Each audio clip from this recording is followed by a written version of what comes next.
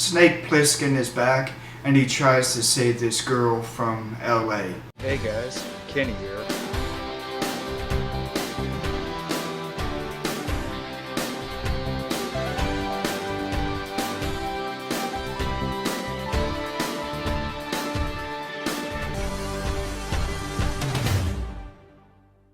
Stay cool and relax to the movies. Escape from LA. This is a sequel to the film from 1980 or 1981 called Escape from New York, and it has Kurt Russell returning as Snake Plissken, and he's arrested, but then he's taken over to this island called California, and he is recruited to try and save this girl from an island at LA, because all the LA is now like this island that's separated from the United States, because I think flooding happened and it separated LA from the rest of the United States, and all the people that are really bad criminals and the unwanted people go over to this island. And it's become a really run down, just decrepit, dangerous place to be, and no one really wants to be there. And Snake is having to go over there and try and save this girl, get this girl, and first try to kill her because she is trying to incriminate and get her father out of office, who's the governor on the other side of the island. And that's really what it's all about. There's this character played by Steve Buscemi, who's at first the person who's trying to help Snake, but then he turns on him in a way. And then there's this guy who's a surfer played by Peter Fonda. He's just there to have fun with Snake and to help him. So he's like this really cool surfer dude, really. And the girl who's the daughter, she was in the movies Hot Shots and Hot Shots Part 2. And it turns out she's really not as bad as she's said to be, like Snake is said to she is by the government who sent him over there. And then Bruce Campbell is in a short cameo.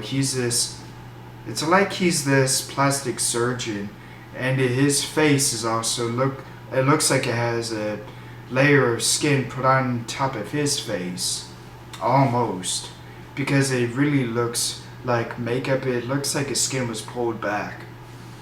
And then there's this other character played by Pam Grier, who Snake had encountered, I guess, in the Escape from New York, and she is also wanting to try and get out of the city, and she and Snake agree to help each other, and that's about it.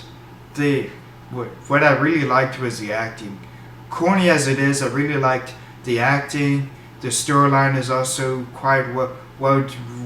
It's well written to me, and I enjoy it.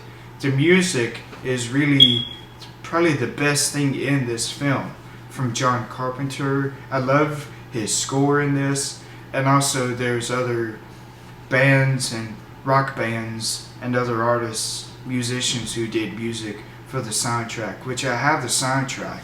Like there's Rob Zombie, The One, and then what they call it, Sex something, who did the song Foot on the Gas. And yeah, the music is really the best thing in this. If there's any negatives, sometimes the storyline was not really well written, and sometimes hard to follow what was going on to me. And sometimes the acting from the supporting actors was really not very good. The special effects and visual effects are probably the weakest thing in this, but they're still passable and I enjoy watching them.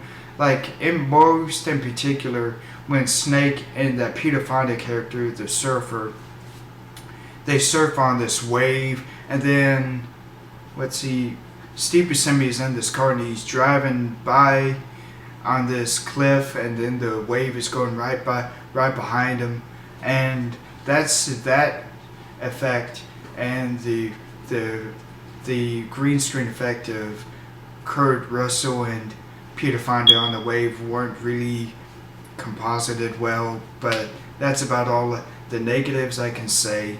So I highly really enjoy this film. I highly recommend it. Click subscribe up here on my channel or down here if you're watching the video by itself. Yeah, like, comment, and subscribe. And I give this film a 3.5 out of 5 stars, so stay cool and roll out to the movies. Bye.